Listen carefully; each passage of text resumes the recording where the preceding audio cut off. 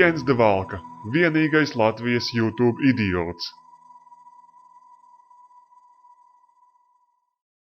Čapnieks tautiet, Jens de Valka, vienīgais Latvijas YouTube idiots un iespējams manu pēdējo gājienu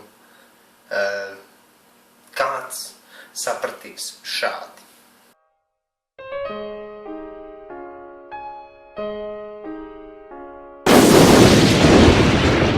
Lienam krieviem dirsā!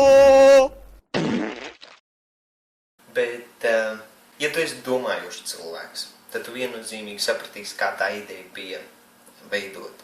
Es gribēju pievērst vienkārši uzmanību pārdošanai, uzturēšanās atļaujām, eiro, visām pārējām, visām politiskajām tēmām. Ne kaut kam konkrēti, bet lai cilvēki sāktu runāt par to kleptokrātiju, par to korumpētību mūsu valstī, par to netaisnību.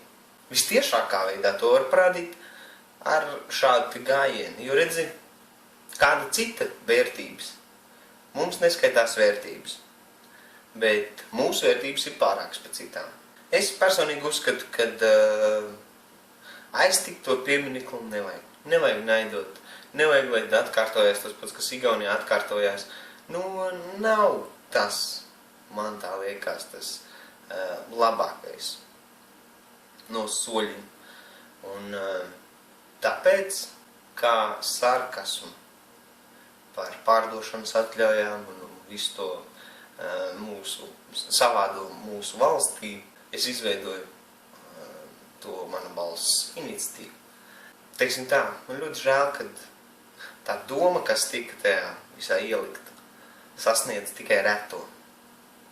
Jo vairākums Latvijā cilvēki ir tuvredzīgi. Politiski viņi nav varbūt muļķi, tas būtu skarbi teikts, jo tas nepazīstu visus cilvēkus personiski, lai teikt, ka viņi muļķi, lai spētu kaut kā vērtēt. Bet viņi ir tuvredzīgi. Viņi neredz tās lietas, kas notiek, un viņi neredz, kur tas viss ved. Un, lai tādu sapurinātu, es uzskatu, ka nav palicis daudz veidu, kurus vēl var izmantot. Un tāpēc savā darbībā es arī kaut kur spēlējos ar marketingu, ar bildēm visām un to, ko viņi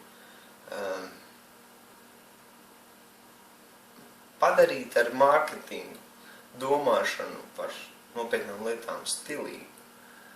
Jo visas metodas ir mēģinātas līdz šim. Ne visas, daudz metodas ir mēģinātas līdz šim. Ir mēģināts veidot protestus uz tiem, teiksim, piketus, uz tiem neviens īpaši nevēlās nākt.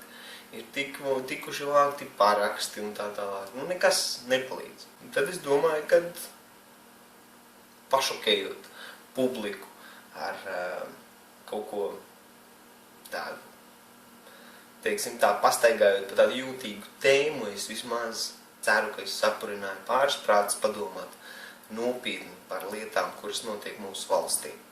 Jā, diezgan dīvaini. Es cerēju, ka vairāk cilvēku sapratīs, bet es pilnīgi samierinos ar dot apgriežu rezultātu. Arī tas ir kaut kāds rezultāts. Bēdīgi, kad TV3 izņēma no konteksta pašu to, varbūt, neizteiksmīgāko daļu, bet kaut kā dīvaini. Un labi, skaidrs viss par tiem, kas to ideju saprata. Viss ok, viss kārtībā. O par tiem, kas ideju nesaprata. Daudzi ir tādi emocionāli brīvības pieminekļa sakarā. Tāpat laikā, ko jūs visi emocionālie darījāt tad, kad, kā vēl joprojām statistika liecina, ka vairāk mums ir pret eiro, ko jūs darījāt, lai eiro netiktu ieviests? Ko jūs darījāt tad, kad hipoteka banku pārdeva? Ko jūs darījāt tad, kad Pareks klāja apzaga jūs visus? Mūs visus? Kāpēc tad jūs nebijāt tik emocionāli? Kāpēc tad jums tas bija vienalga? Bet tagad brīvības piemineklis šai izlaupītai, izzaktai, kleptokrātu vadītai valstī ir ļoti nozīmīgs. Viņš ļoti daudz reprezentē. Un piemineklim nav nekādas vainas, un neviens netaisās nojaukt pieminekli. Tiem, kas to vēlreiz, kas to nesaprata. Bet tāda divkosīga tauta mēs sanākam. Visi bez izņēmuma, bet, tā laikam lēmts. Un uz tā es ar laikam beigšu šo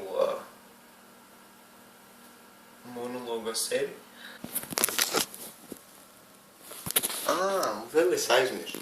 Paldies, LV Mog.